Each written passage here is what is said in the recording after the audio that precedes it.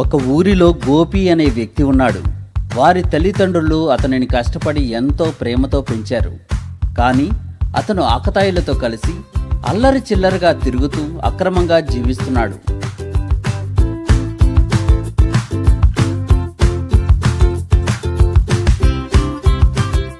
కంటికి కనబడిన ఆడవాళ్ల అందాలను ఆస్వాదిస్తూ తప్పుడు దారిలో వెళ్తున్నాడు.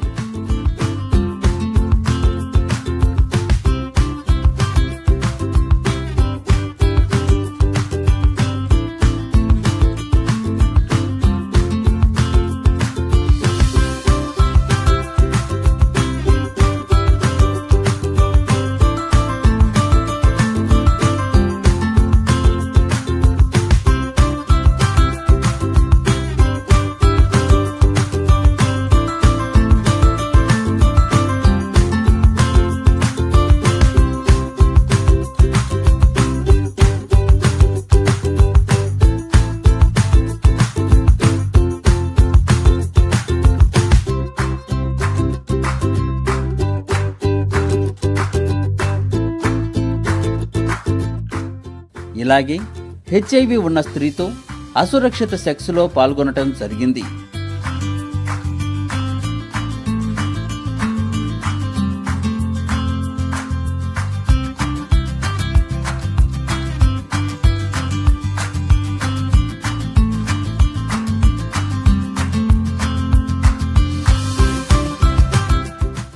ఆరు నెలల తర్వాత తన శరీరంలో మార్పులు రావటం గమనించాడు.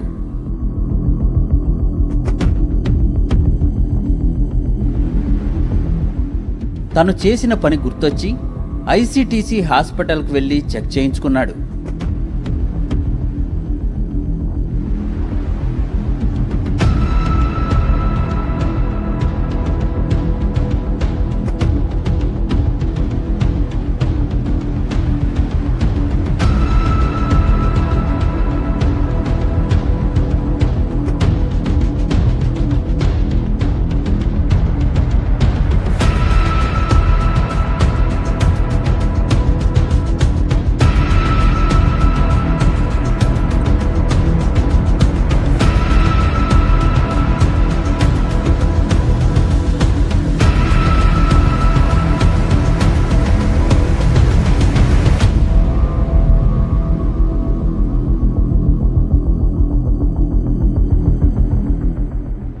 నీకు పాజిటివ్ వచ్చింది అని డాక్టర్ గారు చెప్పిన మాటకి ఒక్కసారిగా అతని గుండెల్లో రాయి పడినంత పనైంది.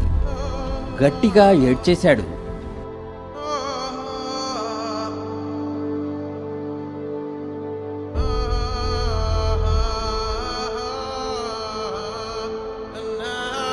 ఏం చేయాలో దిక్కుతోచని పరిస్థితి.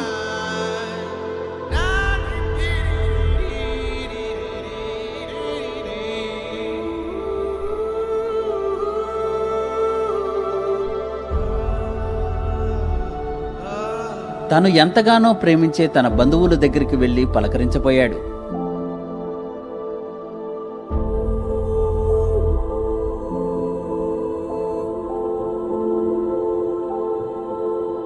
కాని వారందరూ తనని అవమానించి తనతో మాట్లాడకుండా బయటకు తోసేశారు.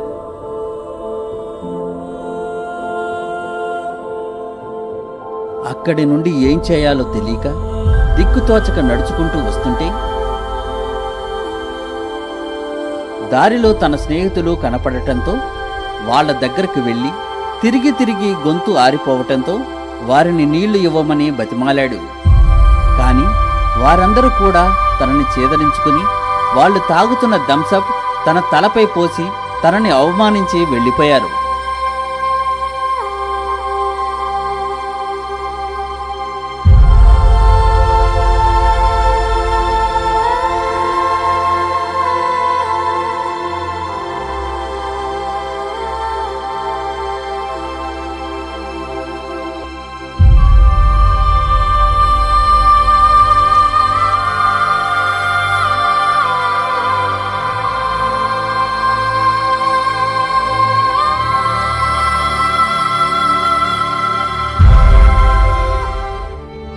గోపి భయంకరమైన వివక్షతకు గురయ్యాడు.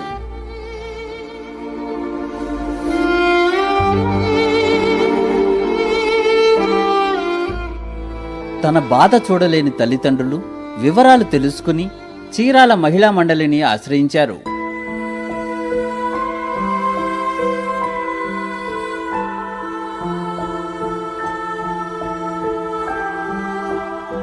అక్కడున్న ORW గోపి తల్లిదండ్రులతో, మీరు బాధపడకండి, మీ అబ్బాయితో మాట్లాడి నేను సాయం చేస్తాను అని ధైర్యం చెప్పి పంపించారు. ఆ తరువాత ORW గోపి ఇంటికి వెళ్ళి చనిపోవాలనుకుంటున్న గోపిని ఆపి